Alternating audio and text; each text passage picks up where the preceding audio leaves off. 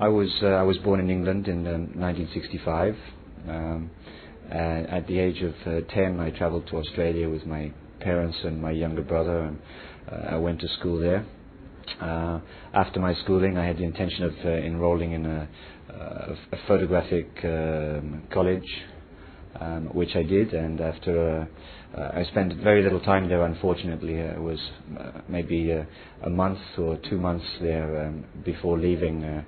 It was one of those places where I got the feeling that a lot of the lecturers were kind of frustrated photographers, and it didn't give me what I wanted, and I joined a newspaper, the Sunday Times, which was part of the Murdoch Group in Perth, and that was my basic photographic education was through newspapers, first at the Sunday Times for a few years, and then afterwards I was offered a position with the Australian newspaper, which is the National Daily in Sydney. I moved there, I think, in about 97, and after a couple of years there, which were where I learned a great deal, I realized that in order to be able to grow and mature photographically, visually, I'd probably gone as far as I could within the newspaper industry, and I wanted to develop and grow as a photographer and visually. I decided to go out by myself and to freelance. That decision was a very easy one to make. The choice of locations as to where to go was took a little bit of time to nail down. I'd given some consideration to the Soviet Union and indeed America as well before finally deciding on going to Asia.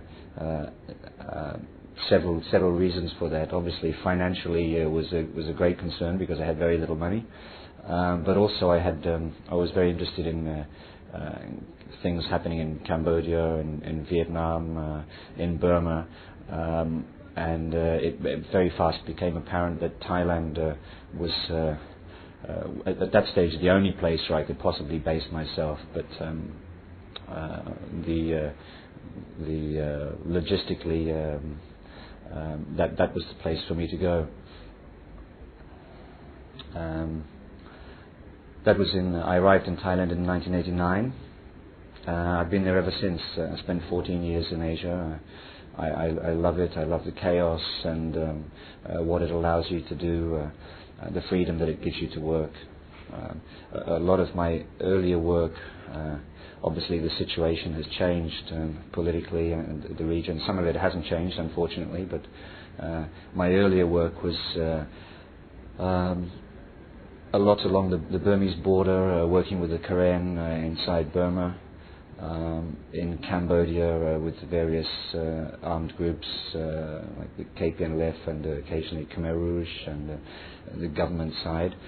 So that was basically my baptism, if you like, in the world of freelance photojournalism, and I still enjoy going to those places. But the Cambodia, for instance, the stories, it's changed a great deal. It looks they still have problems, but it looks like the place is on the mend.